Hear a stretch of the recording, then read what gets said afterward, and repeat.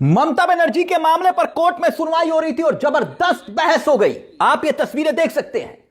Social media पर ये तस्वीरें क्यों वायरल हो रही हैं? क्योंकि अभिषेक मनु सिंघवी ने ईडी के मुद्दे को लेकर ऐसा सवाल कर दिया कि कोर्ट में मौजूद खुद ईडी के वकील भी हक्के बक्के रह गए।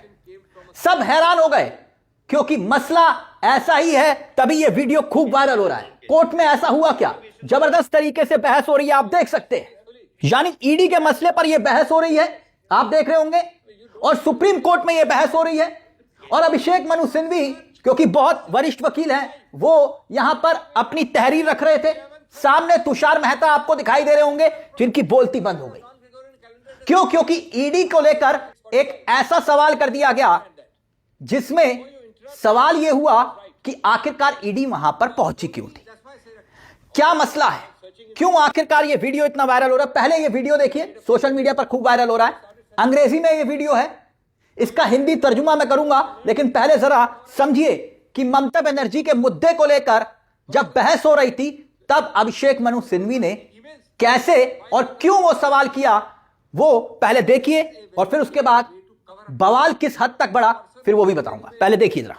My learned friend, I heard Mr. Mehta making what again is I can ascribe to mildly to wrong instructions. He said we informed them, and I believe I heard the word yesterday. I mean the day before the event happened. I may have been wrong. I may not have heard you correctly. In which case I'm wrong. Well, it's the first and only intimation came from a casual email. At email can't be casual and non-casual. That's what the intimation was by email. have you heard my sentence fully? No, have you heard my sentence? You realize? I mean, you don't be presumptuous, Mr. Mehta. You started your search at 6:45. The email is 11:30.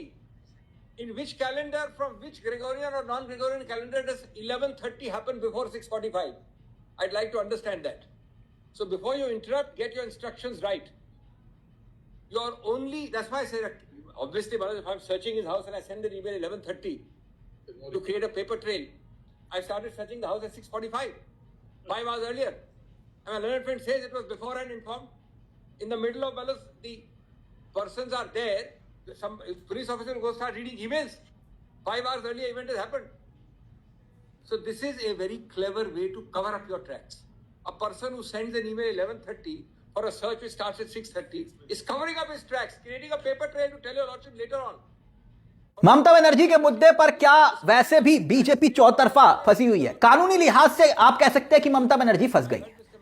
हो सकता है कि भाई सरकार को notice जारी हुआ तो आप कह सकते हैं, मगर राजनीतिक लिहाज से एक बहुत बड़ा संदेश चला गया। अभिषेक मनु सिंघवी, जिसका जिक्र मैंने किया, और कपिल सिब्बल इनके साथ मौजूद थे, और दूसरी तरफ सॉलिसिटर जनरल तुषार मेहता, जो कि ईडी के वकील हैं, जो चंद मिनटों की हेयरिंग के लिए लाखों रुपया लेते हैं, बड़े वकील हैं। तो अभिषेक मनु सिंघवी ने उनसे ऐसा कौन सा सवाल कर लिया? सवाल यही था कि ईडी जब पहुंची वहां पर, वहां टाइम क्या था? आप कहेंगे टाइम से क्या लेना देना? बिल्कुल है, यही सवाल तो यहां पर अभिषेक मनु सिंघवी ने किया, जिसका जवाब ईडी के वकील के पास नहीं था। वैसे ये जो आप वीडियो देख रहे हैं ना, देश की होनहार मीडिया ने आपको नहीं दिखाया होगा। क्यों? क्योंकि आप जानते हैं कि भाई सवाल भी ऐसा ही था। सोशल मीडिया पर जरूर यह वायरल हो रहा है। हुआ क्या, ईडी ने किस तरीके से सत्ता का दुरुपयोग किया, यहां पर यह उजागर हो गया। ईडी ने किस तरीके से कामकाज किया, जिस बात को लेकर ममता बनर्जी इतनी नाराज हुई कि वो भी रेड वाली जगह पर रेड मारने पहुंच गई, क्योंकि रेड पर प्रोटोकॉल को फॉलो नहीं किया ईडी ने। यह बात उजागर हो गई कोर्ट के भीतर। कैसे? एक बहुत स्पष्ट नियम है। अब समझिए हुआ क्या। एक बहुत स्पष्ट कानून है, नियम है कि भाई ईडी किसी भी परिसर में प्रवेश करेगी तो लोकल पुलिस को इन्फॉर्म करेगी। ठीक, मतलब ये बहुत बेसिक प्रोटोकॉल है जिसका जिक्र मैं कर रहा हूं। किसी भी राज्य में रेड कर सकती है ईडी, इसमें कोई दो राय नहीं, किसी के घर, कहीं परिसर में, कहीं भी, लेकिन आपको लोकल पुलिस को इन्फॉर्म करना होता है। लेकिन इस मामले में जहां पर यह ईडी की रेड हुई थी, आईपैक मामले में, यहां पर आप जानते हैं क्या हुआ था? पुलिस ने कितने वक्त में इन्फॉर्म किया था? पुलिस को कितने वक्त में ईडी ने इन्फॉर्म किया था? आईपैक में छापेमारी होती है कितने बजे? 6:45 पर। ये जो तस्वीरें हैं जहां पर ममता बनर्जी हरे रंग की फाइल आपको हाथ में दिखाई दे रही है। यहां पर 6:45 पर परिसर में दाखिल होती है ईडी। 6:45 मैं फिर दोहरा रहा हूं। और लोकल पुलिस को इंफॉर्म किया जाता है सुबह के दोपहर होने वाली थी, करीब 11:30 बजे। और यही सवाल, यानी कि एक इंफॉर्मेशन देने में आपको लोकल पुलिस को 6:30 बजे आपने रेड मारी, 7:30, 8:30, 9:30, 10:30, 11:30 बजे, यानी करीब 4:30 बजे आप 4.5 घंटे बाद एक मेल फॉरवर्ड कर रहे हैं कि भैया हमने रेड कर दी है पुलिस को। तो इसके पीछे मंशा क्या थी? यही सवाल जो है अभिषेक मनु सिंघवी ने कोर्ट के भीतर पूछ लिया। इसका जवाब नहीं था और बहुत जोरदार अंदाज से पूछा। आपने सुना भी था कि कैसे उन्होंने तुषार मेहता को कहा कि मुझे अपनी बात रखने दीजिए। और अभिषेक मनु सिंघवी ने इस बात को इसलिए कहा क्योंकि ममता बनर्जी के गुस्से के पीछे की वजह असल एक ये भी थी। और ये खबर आपको किसी ने बताई नहीं होगी, मुझे पूरा यकीन है।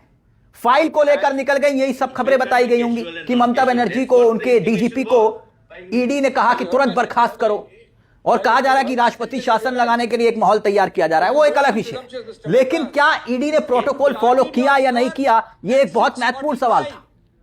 आखिर ईडी ने यह प्रोटोकॉल फॉलो क्यों नहीं किया? अगर नहीं किया तो क्योंकि कहा गया कि भाई 5 घंटे के बाद जाकर आप लोकल पुलिस को इन्फॉर्म कर रहे हैं, तो इसके पीछे की मंशा क्या थी? क्यों? क्योंकि होता यह है कि भाई कोई बड़ा आरोपी हो, कोई ऑफेंडर हो, भैया डिफॉल्टर हो, भाग जाएगा।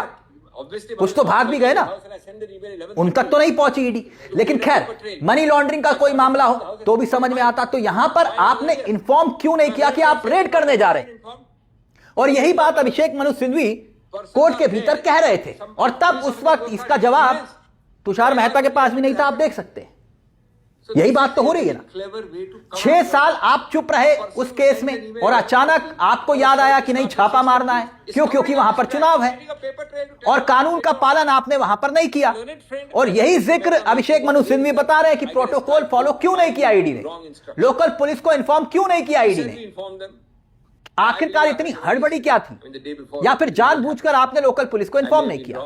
ईडी पर जांच क्या होनी चाहिए, नहीं होनी चाहिए, यही एक सवाल था कि भाई आप किस तरीके से कामकाज कर रहे हैं। इसका मतलब यह हुआ कि आप राजनीतिक नजरिए से छापे मार रहे हैं डराने के लिए, और आईपैक पर आपने छापा मारा इसी नजरिए से, और यही बात कोर्ट के भीतर हो गई। दोस्तों, यह पहला मसला नहीं है, कई बार यह मामला सामने आया कि ईडी। अभी एक ताजा उदाहरण मैं आपको देता हूं। राजस्थान में क्या हुआ? राजस्थान में एक नेता है बीजेपी के, उन्होंने कहा कि मैं बीजेपी छोड़ रहा हूं। 48 घंटे में, वो खबर हमने आपको दिखाई थी, 48 घंटे में उनके यहां पर छापा पड़ गया। और अब क्योंकि आप जानते हैं कि चुनाव जहां जहां वहां ईडी सीबीआई, तो अब पश्चिम बंगाल में चुनाव है तो ईडी वहां पहुंची। अब ममता बनर्जी ने सही किया या गलत किया, ये कोर्ट तय करेगा, हम उसमें नहीं जा रहे। कोर्ट में अब पूरा मामला है। लेकिन यहां भाजपा के संरक्षण में रहकर, मोदी शाह के संरक्षण में रहकर, क्या ईडी इस तरीके से काम कर रही है कि सवालों के कटघरे में बार बार आ रही है? आपकी क्या राय है इस पूरे विषय को लेकर? आप क्या सोचते हैं कि क्या ईडी ने प्रोटोकॉल फॉलो क्यों नहीं किया?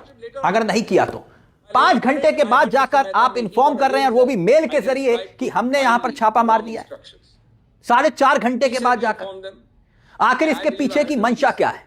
और क्या ममता बनर्जी, क्योंकि ये एक राजनीतिक लड़ाई भी है और अब जनता के बीच में जाकर ममता बनर्जी इस लड़ाई को लड़ रही हैं, और कोर्ट के भीतर कितनी जोरदार बहस हुई थी। एक खबर और हमने आपको दिखाई थी हाई कोर्ट के अंदर, कोलकाता हाई कोर्ट में, जहां पर एक महिला वकील और ईडी के एक बड़े वकील को फटकार लगा रही थी। वो खबर कितनी जबरदस्त तरीके से वो फटकार लगाई थी, वो खबर हमने आपको दिखाई थी। एक बार फिर से उसका अंश मैं आपको दिखाना चाहूंगा, देखिए sir. Please mute yourself then. Please mute yourself. Please mute yourself. All right? This is unbecoming conduct. And the next time you want to, as law officer, refer to a sitting chief minister by her name, give her the dignity of calling her the chief minister of a state, a multi-term chief minister. There is a certain decorum to be maintained in a courtroom, Mr. Raju. I want to be clear here. This is what I'm. यानी ये लड़ाई अदालती लड़ाई है, कानूनी लड़ाई है, और दूसरी तरफ एक लड़ाई ममता बनर्जी जनता की अदालत में भी लड़ रही है, क्योंकि यहां उन पर फाइल चोरी के इल्जाम लगाए जा रहे हैं। यानी बंगाल की बेटी को कहा जा रहा है कि भाई आपने एक किस्म से चोरी की। और इसी मसले को लेकर क्या दाव अमित शाह का भी उल्टा पड़ सकता है? आपकी क्या राय है? अपनी राय हमें कमेंट बॉक्स में जरूर दीजिएगा। मुझे तिलक चावला को दीजिए इजाजत। एक छोटी सी दरख्वास्त, चैनल को सब्सक्राइब जरूर कर लीजिएगा। यह मंच आप ही का है जहां कलम गुलाम नहीं। नमस्कार, जय हिंद, जय भारत।